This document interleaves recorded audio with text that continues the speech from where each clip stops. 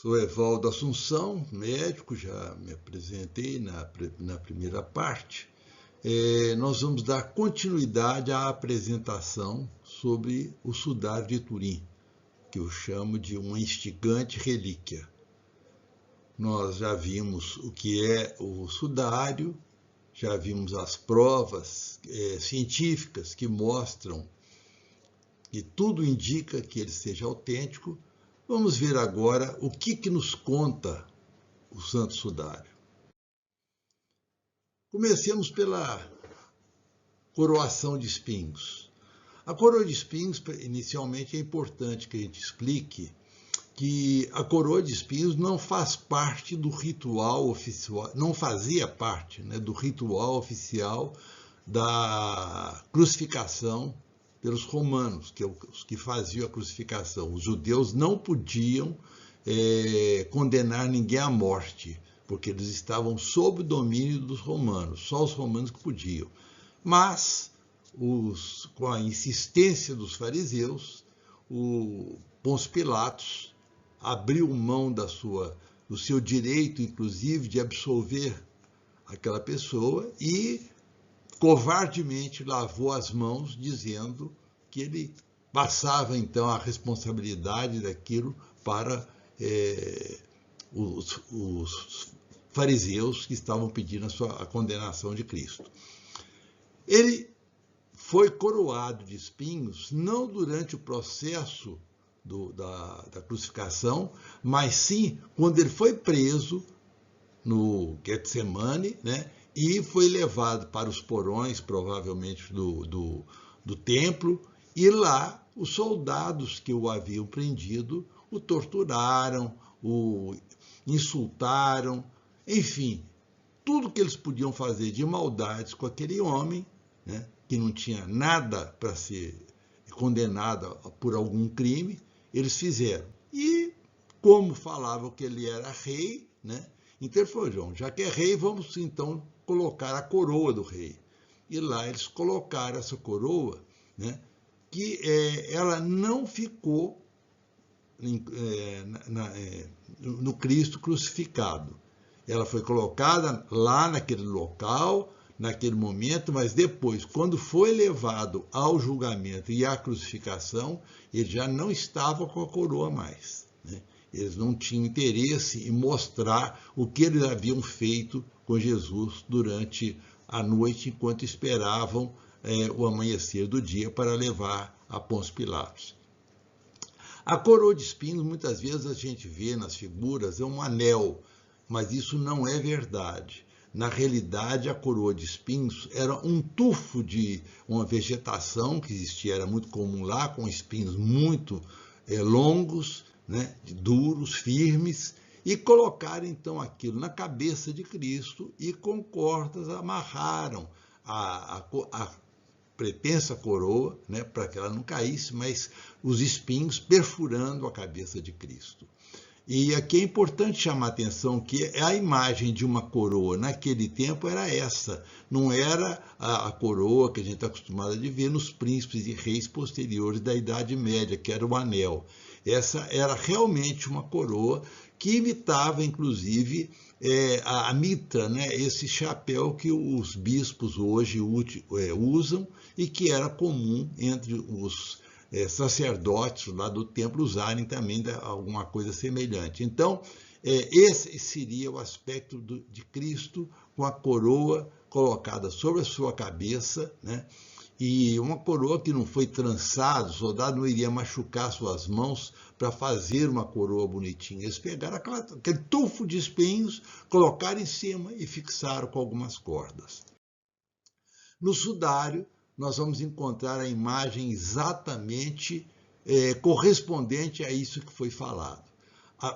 Os orifícios contam mais de 45 perfurações na cabeça, e essas perfurações não estão em anel, mas em toda a volta da cabeça. Então, aqui nós temos uma imagem do sudário com uma coroa, como foi feita, desenhada. E aqui nós vemos no sudário as marcas das feridas e o sangue que escorria de todas essas feridas, tanto na parte frontal, como na parte alta da cabeça, como na parte posterior que vemos aqui embaixo.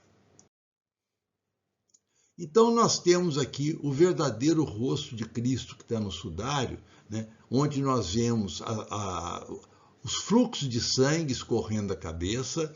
Lembrem-se que esse é o negativo, né, da fotografia feita do sudário, que na realidade transformou num positivo. Então aqui o que era claro ficou escuro, o que era escuro ficou claro. O sangue, manchas escuras, então aqui aparecem brancas. Aqui, esse aparentemente tem um 3, as pessoas ficam fazendo conjecturas, não é nada. Aqui provavelmente, né, é o sangue escorrendo em cima das cordas, ou debaixo da corda ali, ficou então nessa forma caprichosa, mas não tem nada a ver. E nessa figura do rosto de Cristo, nós temos muita coisa que a gente pode avaliar, além da coroa. Se nós observarmos o seu nariz, ele está reto, não tem nenhum desvio. Isso reforça aquela colocação de que nenhum osso lhe seria quebrado. Entretanto, se nós observarmos bem a maçã do rosto do lado direito, nós vamos observar que ela está bem mais inchada do que a esquerda, e no centro tem uma espécie de uma depressão reta, né? Isso aqui foi avaliado pelos estudiosos do sudário e chegaram à conclusão que essa marca ela foi produzida por um golpe de alguma coisa como um bastão. Se nós formos à Bíblia, nós vamos ver o momento em que Cristo tinha sido levado ao sumo sacerdote, antes de ser levado a Pôncio Pilatos, e lá o sumo sacerdote interrogando, Cristo deu uma resposta a ele, lá uma pergunta que ele fez, que um soldado que estava ao lado não gostou e deu um golpe de bastão no rosto de Cristo, dizendo aquela frase que está na Bíblia: não é assim que se responde ao sumo sacerdote. Quando então Jesus lhe retrucou: se eu falei mal, me mostre onde eu errei. Mas se eu falei bem, por que me bates? E o soldado calou-se porque não tinha resposta. Outra coisa que nós observamos aqui, inclusive também no rosto, é que o olho direito de Cristo, ele está mais afundado, alguma coisa não está normal. E também os estudiosos acreditam que isso aqui é porque o olho de Cristo foi vazado, provavelmente vazado numa queda na hora da subida ao Calvário, né? Ele caiu e com os braços estavam presos, nós vamos mostrar depois como é que era carregada a cruz, ele não tinha como amparar o seu corpo caindo, e ele batia com o rosto violentamente no chão. Alguma pedra que estivesse ali provocou essa lesão. Se nós olharmos agora o seu bigode, sua barba, nós observamos que existe uma falha no bigode do lado direito e também na barba do lado direito. A gente pergunta, o que isso nos conta? Isso nos conta também aquela passagem bíblica, né, que aliás, começamos lá em Isaías, né, que fala que, já antevendo a paixão de Cristo, ele dizia: nenhum osso lhe seria quebrado e minha barba me foi arrancada. E isso aqui, também os estudiosos confirmaram que parte da barba foi brutalmente arrancada e deixando essa falha, inclusive com provável edema no local do trauma que foi feito. Outras coisas a gente pode observar no rosto, já falei na primeira parte da moedinha que foi encontrada em cima do olho direito, e aqui ela mais para cima do olho, no supercílio esquerdo. Mas quero lembrar que as fotografias que eu mostrar com a figura bem nítida e o rosto branco e as imagens de sangue em escuro, o cabelo, né, esbranquiçado, porque o que estava escuro fica claro. Essa fotografia, os lados estão corretos. O que eu disse direito é o lado direito mesmo, o que eu disse esquerdo é o lado esquerdo mesmo. Isso com relação a todo o corpo, como já foi explicado na primeira parte. Uma vez condenado à crucificação, Cristo teria que passar por um ritual, havia um ritual. A crucificação aqui, deixa eu chamar a atenção também de um ponto muito importante. A crucificação não era uma pena dada para criminosos comuns. Quem era crucificado era apenas os criminosos acusados por crimes políticos. Então, por exemplo, os dois companheiros de Jesus na cruz, um que estava de um lado e do outro, falam os ladrões, o bom ladrão, isso não tem nada de ladrão. Eles eram zelotas, né, e que tinham sido presos junto com Barrabás, que foi solto no lugar de Jesus, que era o chefe daquele grupo, né. Os dois eram zelotas que estavam lutando pela libertação da Palestina do jugo romano. Portanto, era um crime político e por isso eles foram crucificados. E Jesus foi crucificado porque também foi considerado um crime político. Ele, que se dizia rei, né? Não rei da terra, mas rei, filho do rei maior, né? Deus. Mas isso os fariseus usaram como argumento para conseguir a sua crucificação, dizendo que ele, se dizendo rei, ele estaria competindo com César. Então ele seria inimigo de César e por isso ele seria então um criminoso político. Daí ter sido condenado à crucificação. Uma vez condenado, o ritual começava com o açoitamento. Como eu já disse também antes, a lei mosaica dizia que o máximo de golpes que podia ser dado numa pessoa era 40 golpes. Mas os fariseus, que eram fariseus mesmo, né, fingiam uma coisa e faziam outra, eles mudaram essa lei mosaica e colocaram que os golpes deveriam ser dados de 40 menos 1. Isso significava 39. Consequentemente, se o soldado errasse a conta, ele iria certamente ficar dentro da lei, porque um golpe a mais não seria o 40º e não o 39º. Então, essa era a forma de açoitamento. O açoite tinha vários tipos, mas provavelmente tudo indica que o que foi usado em Cristo é esse açoite, que tem 2 tiras de couro e na ponta ou 2 ossinhos ou então 2 pedras para poder cortar mais profundamente, né, a carne do que está sendo açoitado.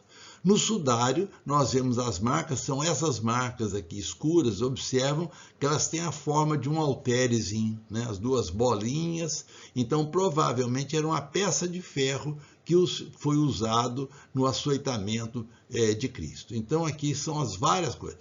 E estudando essas marcas que são numerosas, né? Como eu falei, são mais de 120 marcas, então nós observamos que elas têm um sentido paralelo, porque as duas tiras de couro batiam no mesmo sentido, e com isso foi possível determinar que haviam 2 carrascos, né, açoitando Jesus, um de um lado, outro do outro, e isso permitiu também, olhando a angulação dessas marcas, determinar que um dos soldados, um dos carrascos, era maior do que o outro, porque a angulação tem uma diferença de direção. Então, com isso, e isso são todas as marcas, não é uma ou outra não, são todas as marcas, elas têm um sentido sempre voltado para aquele ponto onde estaria o carrasco. Isso mais um detalhe para falar sobre seria uma falsificação? Será que o falsificador iria até se preocupar com esse detalhe para colocar no sudário? Claro que a gente tem que admitir que isso seria quase que impossível. Aqui a gente vê a parte de trás da cabeça, porque aqui nós estamos vendo o dorso, né? E no dorso estão as marcas dos espinhos na cabeça, já não tem a coroa, não estava mais na cabeça, como eu já disse. E o carregamento da cruz, como nós vamos mostrar, ele era colocado transversalmente sobre os ombros. Então aqui nós vemos sobre os omoplatas, nas costas de Cristo, as marcas deixadas por aquela peça que pesava em torno de 60 quilos, calcula-se, né? E iam raspando, escoriando as costas de Cristo, que ele carregava inclinado para a frente para ela ter sustentação na sua subida ao Calvário. A marca do pé, depois nós vamos mostrar isso mais especificamente. A cruz também, ela não é aquela cruz que nós estamos habituados a ver, né? Com aquela forma, uma parte vertical maior e a parte horizontal no mais ou menos 1/3 da altura da cruz. A cruz verdadeira era composta de uma peça chamada stipes, que é essa peça vertical, que já ficava fincada nos lugares onde as crucificações, que eram muitas, toda vez que prendiam zelotas, pessoas que estavam cometendo crimes contra os romanos, era crucificado. Então, já tinha os lugares apropriados, lá no alto do Gólgota, então ele tinha os stipes fincados no chão. A peça que era carregada é essa horizontal, chamada patíbulo. O patíbulo ele pesava cerca de 60 quilos. Quando o condenado chegava no alto, no lugar da crucificação, ele deitava sob o patíbulo, os braços eram pregados, nós vamos mostrar isso, e depois essa peça, com a pessoa já pregada nela, era inserida no alto do stipes, que já tinha uma espécie de uma concavidade para receber aquela peça. Outros elementos da cruz são o supedâneo, que é essa parte onde o pé fica apoiado. Essa peça não existia. Nunca houve uma crucificação com supedâneo. O pé era cravado diretamente no stipes. E essa peça foi criada por artistas, quando faziam esculturas, pinturas, só para dar um aspecto talvez mais harmonioso, se é que podemos dizer assim. Essa peça, chamada cedille, ela existia sim, mas isso era muito raro ter essa peça, e ela não existia na cruz de Cristo, nem dos dois zelotas crucificados com ele. Por que a gente fala isso? Porque se existisse, ela teria deixado marcas fortes, porque ela era feita para manter o condenado praticamente sustentado numa peça para durar mais tempo a sua morte. Que a sua morte, nós vamos ver depois como é que ela vinha, tendo cedille, ela iria durar muito mais tempo do que normalmente acontecia. E o título era o lugar onde se colocava o nome dos condenados. Então colocava-se uma placa ali em cima, era pregada no patíbulo, e nela estava escrita, né, o nome de quem estava crucificado. Porque haviam dias, né, que às vezes 10, 15, 20 pessoas eram crucificadas, quando prendiam um grupo grande de zelotas ou outros revoltosos e eram pregados na cruz. Então, para que fosse identificado, estava sempre com o nome naquela peça chamada titulum, por isso esse nome. Aqui está uma imagem que representa o carregamento da cruz, como é que era feito. O patíbulo era colocado em cima dos ombros, na parte de trás dos ombros, e os braços eram amarrados no patíbulo, de um lado e do outro. E então o condenado ele carregava aquilo como um peso em suas costas, E quando caía, ele não tinha condição de amparar o rosto, porque as mãos estavam presas naquela peça. Então, o patíbulo, como já disse também, pesava em torno de 40 quilos e era uma tortura muito grande para a pessoa, tanto que Cristo estava já praticamente morrendo no meio do caminho, quando os soldados, percebendo que ele não chegaria ao local da crucificação, porque ele fora duramente torturado a noite inteira, foi espancado, depois foi açoitado, com muito mais do que os outros condenados eram açoitados. Então, as condições gerais de Cristo eram péssimas.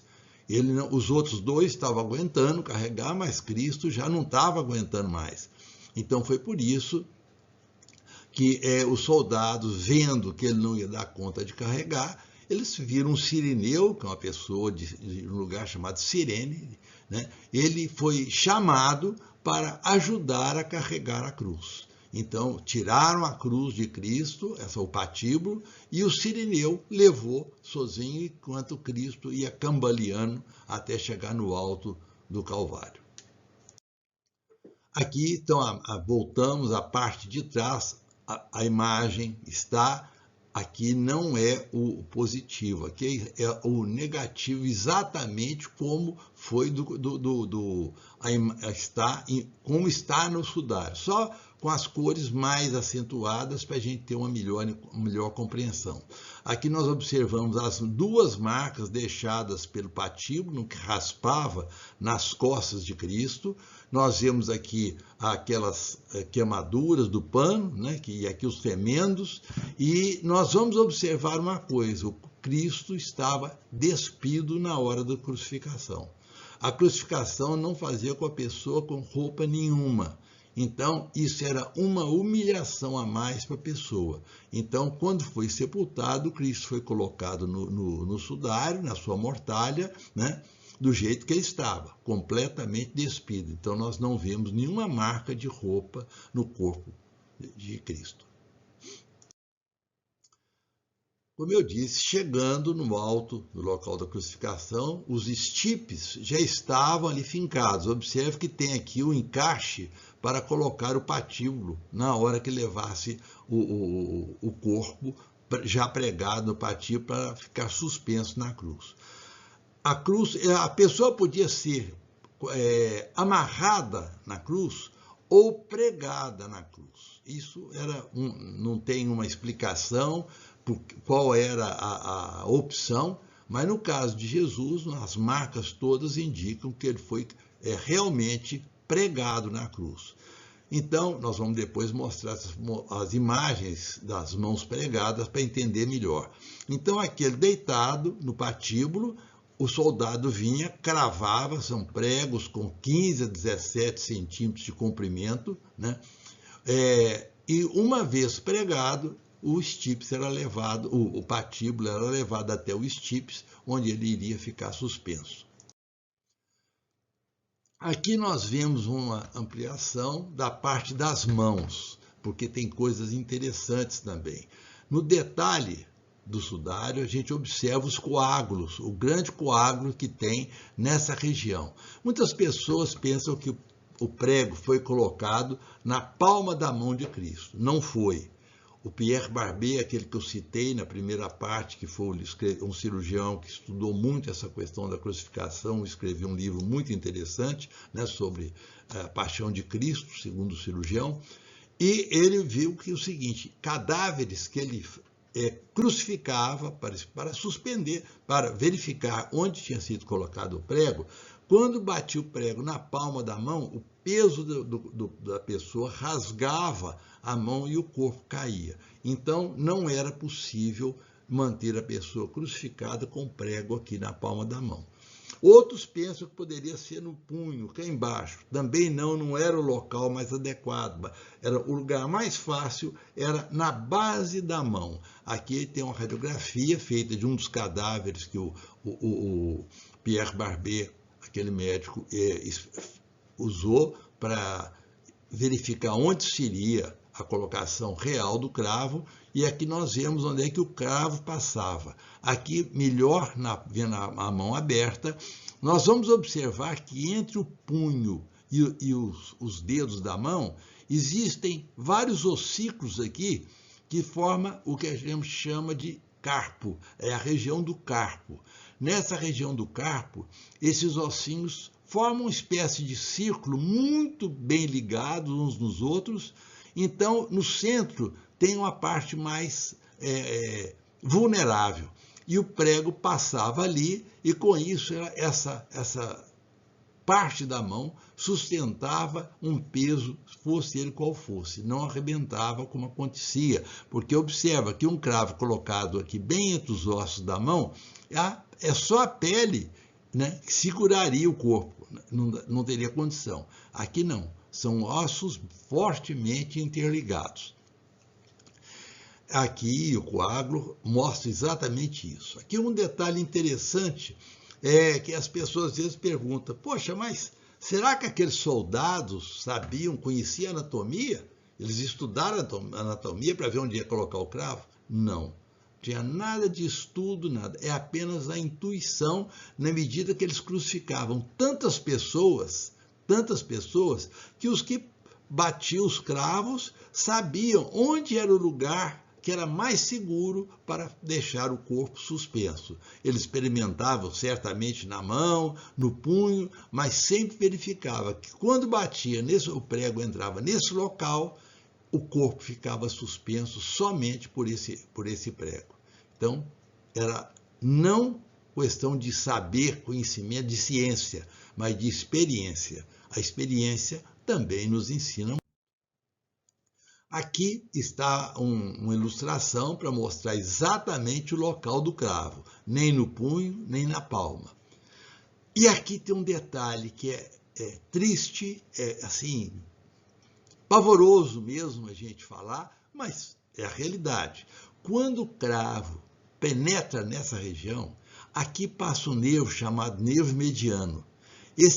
A mão tem 3 nervos, o radial, que fica do lado do polegar, o ulnar, que fica do lado do dedo mínimo, e o medial, o nome já diz tudo, passa na parte média da mão. Esse nervo é o mais importante em termos de sensibilidade na mão. Quando você machuca, fere esse nervo, a pessoa sente uma dor muito grande em toda a mão. E principalmente ele sendo dilacerado, rasgado, arrebentado, como acontecia com o prego, passando por ele, e aqui ele fica exatamente em cima daquele espaço, que é chamado espaço de Testot na anatomia, aquele espaço, em cima dele passa o nervo. Então, na hora que o prego foi cravado, ele arrebentou esse nervo, e a pessoa que era pregada na cruz sentia como que sua mão estivesse sendo totalmente esmagada. Então, a dor era pavorosa.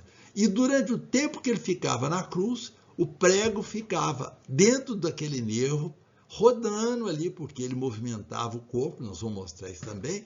Então, isso fazia com que ele sentisse continuamente aquela dor pavorosa. E um detalhe que mostra, e nós provamos que foi assim, é que esse nervo também, quando ele é cortado, tem os músculos nessa região, na base do polegar, que contraem violentamente. Então, quando o prego atravessou esse nervo, além da dor enorme, o dedo polegar de Cristo foi puxado para dentro, por uma contração desse músculo. Então, o dedo ficou preso, praticamente travado. Ele na cruz estava com o dedo polegar o tempo todo dessa maneira. Aqui, voltando ao sudário, nós vamos ver as marcas, né, que vê nitidamente a marca naquele lugar que nós falamos, né, e aqui também se observa uma coisa. Olhem bem as mãos, aqui estão os 4 dedos, o mínimo, o 4º dedo, o 3º indicador. A mesma coisa na mão, aqui no caso, nós estamos com a imagem invertida, então esse aqui não é o braço direito, não é o braço esquerdo, é o braço direito. Esse aqui é o braço esquerdo, não é o braço direito. Então aqui observa-se nitidamente que tanto na mão direita como na mão esquerda faltam os polegares. Cadê os polegares dele? Estão dobrados e escondidos, porque aqui é a parte dorsal da mão e o dedo correu para baixo da palma da mão. Então, essa imagem também é uma das provas que nós temos da autenticidade do sudário, porque qual o falsificador, naquele tempo, queria pensar e falar, não, aqui o prego fez isso, só se fosse alguma pessoa que estava lá acompanhando várias crucificações. E o sudário não é um pano que ficou sendo trabalhado por um artista durante algum tempo depois da morte de Cristo. Então, isso aqui nos fala que realmente o sudário é a mortalha de Cristo. Já os pés, a fixação era diferente. Eu colocava um pé em cima do outro e esses pregos de 17 centímetros de comprimento, batendo num pé, transfixava os dois pés e fixava os dois diretamente no madeiro do stipes. Então, nos pés foi utilizado um cravo único e nas mãos, um para cada mão. Aqui o detalhe também interessante que nós vamos também usar para mostrar como que esse sudário não tem condição de ter sido alguma criação, uma falsificação de uma pessoa muito tempo depois. Aqui nós vemos os pés e aqui, como nós estamos vendo, o sudário está branco, né? Então isso aqui o lado está invertido. Esse aqui é o pé direito e esse aqui é o pé esquerdo. O pé direito aparece com um coágulo enorme. Olha, tudo isso aqui é um coágulo, por isso que está escuro, né? Aqui. Então, esse coágulo foi colocado o pé foi colocado contra o madeiro e, com isso, o sangue que escorria aqui foi se acumulando até coagular totalmente nas plantas do pé. Já o pé esquerdo foi colocado em cima do pé direito, com isso só ficou o coágulo do calcanhar, porque o resto do pé ficava acima do pé e o sangue escorria normalmente. Então, isso é muito interessante. Nós vamos ver mais um detalhezinho depois nisso. Olha aqui. Aqui nós observamos a descida de Cristo da cruz. O patíbulo era retirado do alto dos stipes e o corpo descia, e aqui embaixo eram então tirados os pregos para o corpo ser entregue, no caso, à sua mãe, Maria Santíssima. E na hora de descer o corpo, o peso de Cristo mais o peso da madeira precisava de umas 4 pessoas para estar fazendo o descimento da cruz.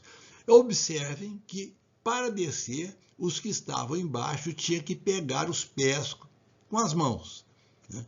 Então, vamos agora voltar lá na imagem dos pés. Observem como aqui estão as marcas onde os dedos de quem pegou o pé tirou parte do coágulo que já estava ali fixado na pele. Aqui, o dedo mínimo, o quarto dedo e o terceiro estão aqui, os 3 dedos, né? A falha no coágulo. E do lado do outro pé, do pé direito, né? Que tinha o coágulo maior, ele pegou mais em cima, porque o coágulo todo devia estar, vamos dizer, dificultando ali para ele querer pegar naquele pé, então ele pegou um pouco mais em cima, mas de qualquer forma dá para a gente perceber as marquinhas dos dedos aqui, nessa parte mais alta do calcanhar.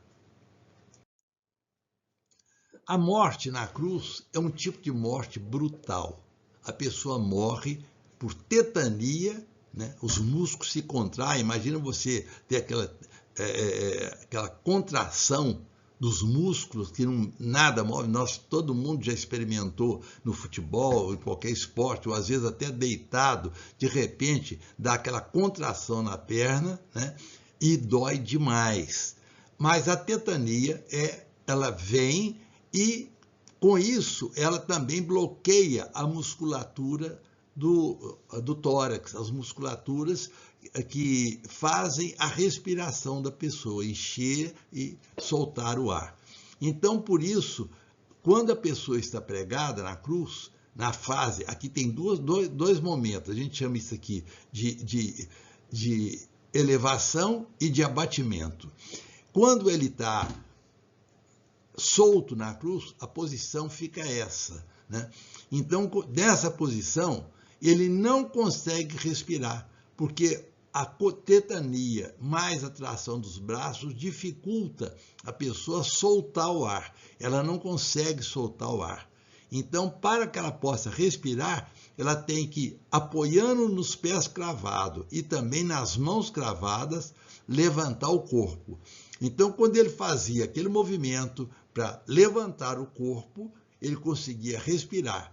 Mas as dores dos cravos eram enormes, então ele cedia e vinha o abatimento. Ou seja, o crucificado ficava constantemente em movimentação de elevar o corpo e de deixar o corpo solto. Elevar o corpo para respirar e vinha o abatimento e que provocava asfixia. Quando isso chegava a um ponto de exaustão, a pessoa não conseguia mais levantar o corpo e ela então tinha um abatimento definitivo. E com isso vinha a morte. Pessoas mais fortes, crucificadas, demoravam mais tempo para morrer. Então, o que acontecia? Para acelerar o processo, quando eles queriam acelerar logo o processo, fazia-se o que se chamava crurifrágio. O crurifrágio era o soldado chegar aqui com um bastão pesado, né, e quebrar as duas pernas do condenado. Porque ele, com as duas pernas quebradas, ele já não conseguia mais elevar o corpo, então aí aconteceria asfixia e morte. No caso de Cristo, o soldado veio para fazer isso, quando chegou, verificou que ele não estava vivo mais, ele já estava morto. Então, ele não fez o crurifrágio, cumprindo também aquela profecia de Isaías: nenhum osso lhe será quebrado. Nem o nariz foi quebrado, nem no rosto nada quebrado, e nem aqui nas mãos. E nem no prego que foi passado da mão, porque ele passou num espaço entre aqueles ossinhos, sem quebrar nenhum deles. Então, nenhum osso de Cristo foi quebrado. Mas o crurifrágio foi feito nos outros dois para que acelerasse a morte, porque eles estavam em melhores condições gerais e aguentando mais tempo a crucificação. Mas para liberar o corpo, porque logo José de Arimateia, vendo que ele estava morto, foi até Pilatos, ele tinha acesso a Pilatos, para pedir para ele liberar o corpo, que ele queria fazer o sepultamento de Cristo. Pilatos liberou, veio a ordem para liberar o corpo, mas o centurião que estava comandando aquela execução, ele tinha que confirmar que ele ia entregar realmente um cadáver e não uma pessoa agonizante. Algumas pessoas costumam falar, né, que Cristo não morreu na cruz, que ele apenas desmaiou e aí tiraram o corpo e ele depois foi tratado, etc, etc. E então explicariam a ressurreição como se fosse uma coisa dessa. Nada mais enganoso, nada mais falso. Por quê? Porque o soldado, para liberar o corpo, ele tinha que certificar-se de que a pessoa, o condenado, estava realmente morto. E como é que ele fazia isso? Ele veio com a lança e deu um golpe no coração de Cristo. Os outros dois não precisou, porque já tinha a perna quebrada, eles já estavam agonizando, já estavam mortos. E ninguém pediu o corpo deles também. Mas, pelo menos não existe registro sobre isso na história. Mas Cristo, como foi autorizada a tirada do corpo, o centurião, ele deu um golpe, esse golpe transfixou o coração na sua porção superior, onde a parede... e aqui um detalhe, outro detalhe também da experiência, né? O lado direito do coração tem a parede mais fina, e ao lado esquerdo do coração tem a parede bem grossa, por causa da função muscular que é exercido ali. Então, o soldado, ele deu o golpe do lado direito, lado certo para se dar um golpe, porque era um centurião acostumado em batalha e ele sabia que quando ele dava um golpe no inimigo do lado esquerdo, o inimigo ainda podia ir em cima dele, se estivesse armado, poderia inclusive matá-lo também. Então, eles verificaram que quando o golpe era dado do lado direito, a morte era imediata. E por que isso?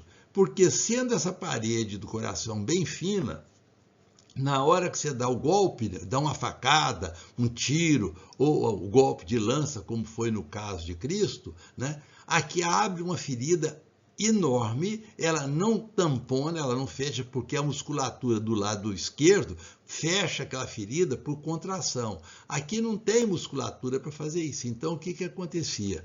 A ferida ficava aberta e o sangue jorrava, né? No caso da pessoa ainda estar viva, e a morte seria imediata. E nos combates era o que acontecia. No caso de Cristo, quando ele deu o golpe, não saiu sangue assim, em quantidade, porque já não havia circulação de sangue em Cristo, mas saiu, e lá na Bíblia consta, saiu sangue e água. O que foi isso? Está certo? Certíssimo. Quando ele deu o golpe, o coração que já estava parado há mais tempo, o sangue que estava dentro do coração, o coração já não batendo mais, ia decantando, ele ia ficando, a parte de células descia, e a parte plasmática naquela cavidade do lado direito, e ficava sobrenadando. E o plasma, é claro, clarinho, parecendo água. Então, o que acontece? Na hora que ele deu o golpe, saiu o sangue que estava embaixo. E logo em seguida veio o plasma e escorreu. Daí ele anotou, ele registrou que da ferida saiu sangue e água.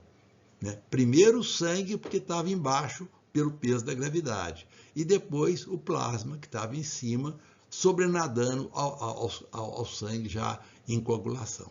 Então, tudo no sudário é absolutamente coerente com tudo que nós sabemos hoje. E isso tudo foi descrito pelo Pierre Barbet, aquele médico que descreveu, ele estudou mais, e mostrando todas essas realidades. Então o sudário não tem nada nele que se possa duvidar de sua autenticidade ou que possa levar a um questionamento. Tudo é absolutamente fisiológico, digamos assim, e patológico, ou chamaríamos melhor, fisiopatológico, porque compõe o quadro da morte no crucificado. Isso aqui, aí nós terminamos essa visão de Cristo, né, crucificado até a sua morte. Aqui um detalhe interessante, que há uns anos atrás, né, foi feito na Espanha, baseado no sudário, eles foram fazendo num material plástico, talvez o silicone, que tem a textura da pele. Eles reproduziram o corpo de Cristo como ele foi colocado no sudário. Vejam bem, aqui ele está despido, as mãos sobre o púbis, as feridas do açoite no corpo inteiro, porque o açoite batia para todo lado.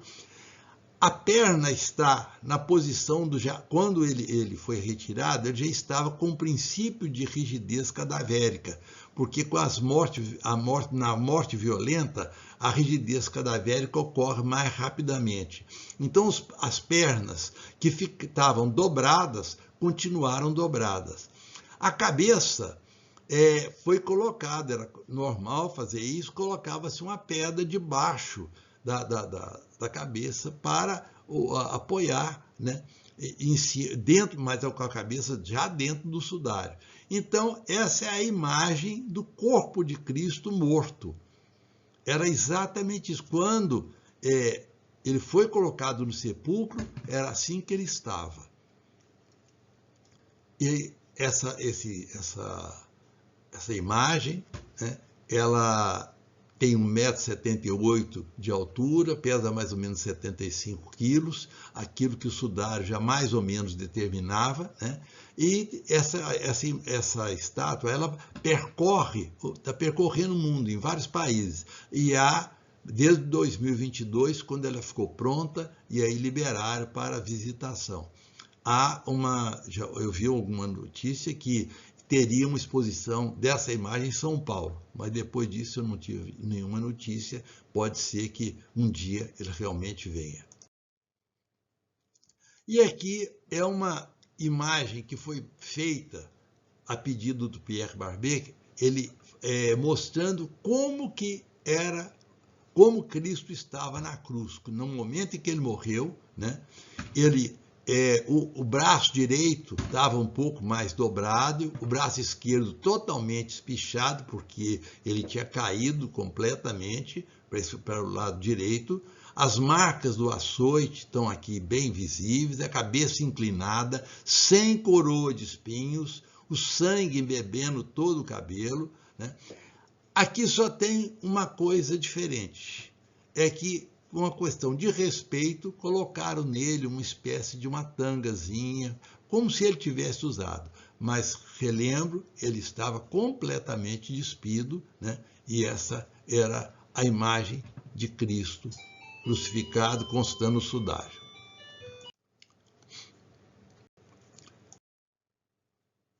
Muito bem, Cristo foi apresentado morto, sepultado, mas eu acredito que poderiam terminar essa apresentação do sudário aqui. Aquilo que o sudário mostra é aquilo. Mas eu acho que vale a pena nós continuarmos um pouco, refletindo um pouquinho sobre tudo isso que a gente viu. Porque Cristo foi crucificado há 2000 anos atrás, mas ele continua sendo crucificado hoje. Ele continua sendo crucificado pela fome, pela miséria. Nós vemos aqui um ser humano, né, num estado de desnutrição absurdo. Pouco tempo depois, ela e o filho morreram. Uma fotografia clássica que a gente tem, mostrando que Cristo continua sendo crucificado pela fome e pela miséria. Cristo continua também sendo crucificado pelos idosos desprezados e sem acolhimento. Eles são a imagem de Cristo, né, deixado pelas ruas, deixado em casa desassistido. Não há um programa social eficiente para aposentadoria honesta, caridosa mesmo, para pessoas que dedicaram sua vida inteira, muitas vezes, no trabalho, construindo o próprio país, mas uma vez idoso, né, é esquecido, abandonado, às vezes até pela própria família. Cristo continua sendo crucificado nos hospitais, ou nos ambulatórios, ou até no meio da rua, onde doentes não recebem tratamento adequado. Nós não temos um sistema de saúde que é eficiente e de boa qualidade. Teoricamente, o nosso sistema de saúde é um dos melhores do mundo, mas, infelizmente, dinheiro desviado enormemente desse sistema impede que ele funcione como ele foi planejado para funcionar. Então, São Cristo sendo crucificados ainda hoje. Cristo é crucificado quando as pessoas perdem completamente a noção do absurdo. Isso aqui é uma foto antiga, isso é ainda mais de 20 anos, mas eu guardo sempre essa foto porque eu acho que ela é impressionante. Uma socialite de São Paulo, né? Ela com a sua cachorrinha de estimação, chamada Pererê Pepê, né? Ela fez uma festa de casamento dessa sua cachorrinha. Ela tinha grinalda de flores, desfilando com a sua socialite, inclusive com um colar de diamantes, né? Enquanto isso, bem próximo dali, né, estavam pessoas desabrigadas, sem lugar para dormir, sem lugar para comer, sem comida, sem emprego, sem nada. Então, esse contraste brutal, né, é uma forma de se crucificar Cristo hoje. Cristo continua sendo crucificado pela ambição desmedida das pessoas que querem dinheiro, de poder, dinheiro, poder. Aí nós vemos, inclusive, infelizmente, aqueles que foram eleitos para representar o povo, quando entra no castelo encantado, né, dos congressos, dos palácios presidenciais, o que eles fazem? Eles querem acumular mais dinheiro, retirar dinheiro, e tira dinheiro da Previdência Social, tira dinheiro dos hospitais que deveriam estar dando assistência, tiram dinheiro com impostos absurdos. Nós sabemos que hoje no Brasil, né, o trabalhador trabalha 5 meses para dar o seu imposto a pagar. Somente 6 meses e pouco de salário é que ele vai poder usar durante o ano inteiro para a sua sobrevivência. E continuam os que ocupam esses cargos, né, fazendo promessas, campanhas políticas e tudo, mas infelizmente a verdade é que são cristos sendo crucificados por eles, nas ruas, nos hospitais, nos asilos. Cristo continua sendo crucificado na violência das guerras. Hoje, essa fotografia que eu fiz há alguns anos atrás, mas mostra aqui que na época estava tendo a guerra do Iraque. Observe aqui um corpo humano todo queimado, sendo suspenso, né, pelas ruas, e meninos, olha o tamanho dessas 2 crianças, suspendendo aquele corpo e batendo naquele corpo que foi um ser humano, né?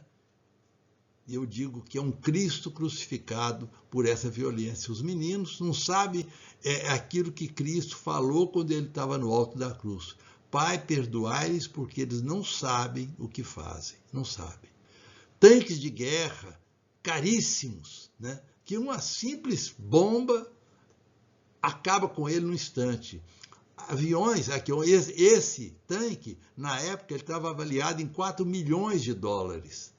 Esse bombardeio, ele estava avaliado em 80 milhões de dólares, o que daria perfeitamente, segundo os estudiosos, né, para construir 75 hospitais de médio porte, ou então comprar 50 tratores para agricultura, ou construir 75 mil casas populares.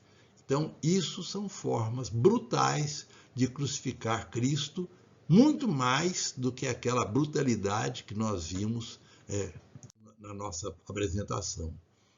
Cristo continua sendo crucificado hoje com o tráfico e o consumo de drogas. Olha, nós estamos vivendo um momento muito dramático, muito trágico, porque há autoridades que querem até liberar as drogas, como se isso fosse alguma coisa boa, né? Mas quem conhece, quem já trabalhou, e eu já convivi por alguns anos num serviço de recuperação de dependentes químicos, é uma coisa absurda. É você ver Cristo chegando, né, completamente destroçados. Aqui um caso que na época foi muito falado, ele tomou droga, depois matou a sua família porque não queria dar o dinheiro para ele, porque ele queria mais, e depois foi encontrar com a namorada, naturalmente, foi preso com ela. Então, são Cristos sendo crucificados. Ele também é um Cristo. Ele é uma vítima de toda essa cultura nossa que não respeita a moral e a ética.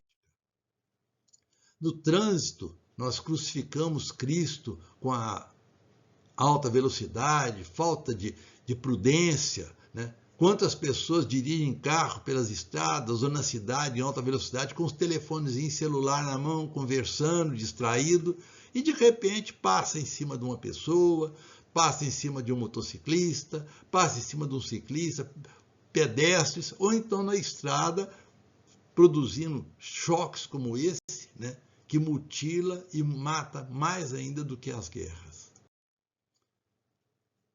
Não podia faltar, né, o assassinato de crianças. Cristo continua sendo crucificado hoje no que eu chamo de o Calvário do útero materno. No útero da mãe, crianças estão sendo assassinadas, né? E muitas vezes, olha aqui uma criança, um feto com 3 meses de gestação, 90 dias. Né? Agora já estão querendo liberar a injeção no coração de uma criança. Isso aqui, esse feto, ele já está pronto, ele só agora vai desenvolver todas as suas estruturas, todos os seus vísceras, está tudo já formado, precariamente, mas já estão formadas e nos seus lugares. E ele é retirado sem nenhum respeito pela sua vida. Então, Cristo está sendo crucificado a cada dia mais. Cristo está sendo crucificado com a destruição da natureza, as secas, os rios, os incêndios em floresta, a poluição das águas. Quantos habitantes de um país como o nosso, né, não têm água e esgoto em suas casas? Água encanada e esgoto. Tem que recolher água em poços, às vezes contaminados, as necessidades vão fazendo pelo mato. Então, isso são Cristos sendo crucificados pela ganância daqueles que não querem que isso seja corrigido, porque tem muita vantagem que eles vão tirando dessa pobreza, né, bem dominada. Então eu encerro essa apresentação, quis encerrar com essa reflexão, porque eu acho que só ficar chorando o Cristo morto não tem sentido se nós não o reconhecemos ressuscitado e entre nós, na figura de outra pessoa, na figura de um meu irmão, de uma minha irmã. Se nós tivermos essa consciência, com certeza a paz vai poder voltar para o mundo e para todos nós. Eu termino essa apresentação esperando que quem a assistiu possa ter aprendido muita coisa que a gente ignora sobre o que foi a paixão de Cristo, o que foi o seu sacrifício para a nossa salvação, né? E o que nós estamos fazendo com aquilo que ele nos ensinou, como nós estamos usando os seus ensinamentos. E tenho certeza que se alguém puder mudar um pouco o seu modo de ver a vida e de pensar, essa apresentação, o trabalho que tivemos para montá-la, valeu a pena. Muito obrigado para todos vocês que assistiram ou que estão assistindo esses 2 vídeos que eu apresentei.